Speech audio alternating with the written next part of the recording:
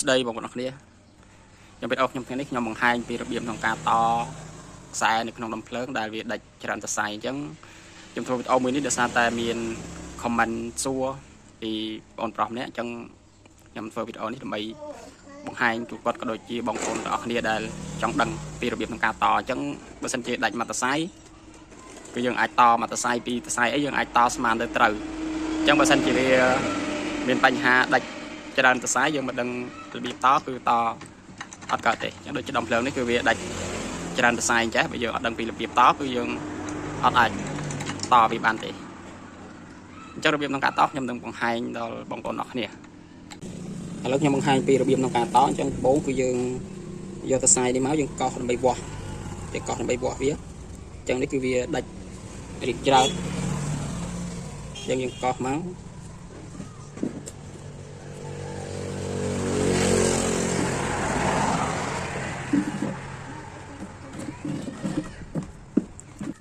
ចឹងនៅត្រង់កន្លែងនេះគឺយើងត្រូវវាស់រកកន្ទុយខ្សែរបស់វាអញ្ចឹងនេះគឺជាកន្ទុយខ្សែដែលខ្ញុំកោសមិញអញ្ចឹងយើងត្រូវវាស់រកកន្ទុយខ្សែវាតើកន្ទុយខ្សែទាំងពីរនេះតើវាជាប់មួយណាយើងរកកន្ទុយខ្សែណាដែលជាប់គ្នាអញ្ចឹងបើសិនជាកន្ទុយខ្សែហ្នឹងជាប់គ្នាគឺយើងអត់ត្រូវតចូលអាកន្លែងកន្ទុយខ្សែជាប់ហ្នឹងទេឥឡូវខ្ញុំសូមបង្ហាញអំពីរបៀបក្នុងការរកកន្ទុយខ្សែដែលដាច់អញ្ចឹងនេះគឺជាកន្ទុយខ្សែឧទាហរណ៍វាដាច់3ខ្សែអញ្ចឹងឧទាហរណ៍វាដាច់3សរសៃអញ្ចឹងកន្លែងនេះគឺជាកន្លែងដាច់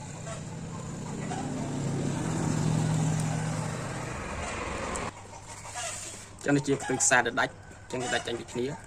នេះជាកន្ទុយខ្សែដែលដាច់អញ្ចឹងការដាច់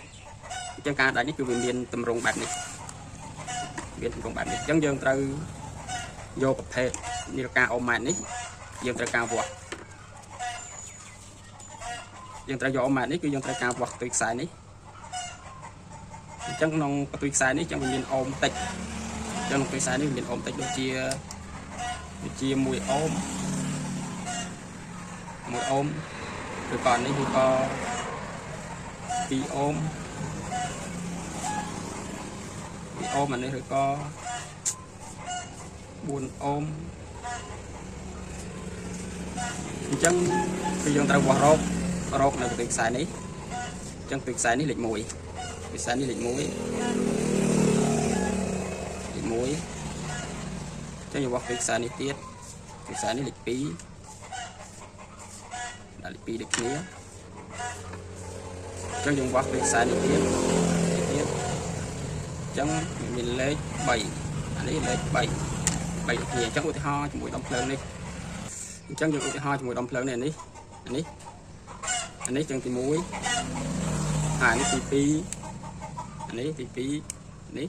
ទី3អញ្ចឹង3សរសៃអញ្ចឹងអានេះក៏ដូចគ្នាអានេះ1 2 3អញ្ចឹងវា3ដូចគ្នាអញ្ចឹងរបៀបក្នុងការភ្ជាប់គឺយើងភ្ជាប់យើងជើងលេខ1នេះជាប់ជើងលេខ2ជាប់ជើងលេខ2ហើយជើងលេខ2នេះជាប់ជើងលេខ3ចំជើងលេខ3អញ្ចឹងក្នុងការអញ្ចឹងឃើញថាអូមគឺជាប់គ្នាទាំងអស់នេះ1 3 4អញ្ចឹងជើងវាគឺឃើញថាវាជាប់គ្នាទាំងអស់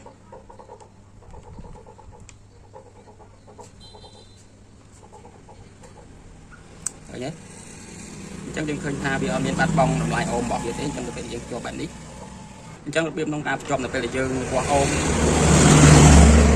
នៅពេលយើងវាស់អូមឃើញវាជាប់គ្នាអញ្ចឹងយើងអត់ភ្ជាប់កន្ទុយខ្សែដែលជាប់គ្នាកន្ទុយខ្សែនេះហើយកន្ទុយខ្សែនេះទេអញ្ចឹងយើងជាប់កន្ទុយខ្សែណាដែលវាអត់ជាប់គ្នាដែលយើងវាស់ទៅអត់ជាប់គ្នាអញ្ចឹងយើងជាប់ជាមួយកន្ទុយខ្សែដែលបើសិនជាយើងវាស់ជាប់ពេលយើងវាស់នេះនៅនេះអត់ជាប់ទេអញ្ចឹងយើងជាប់ជាមួយនឹងកន្ទុយខ្សែដែលវាអត់ជាប់គ្នាអញ្ចឹងកន្ទុយខ្សែដែលវាអត់ជាប់គ្នាគឺមានកន្ទុយលេខ2នេះទៅលេខ3នេះហើយយើងជាប់បែបនេះយើងឃើញថាអូមវាអត់បាត់បង់ទេនេះ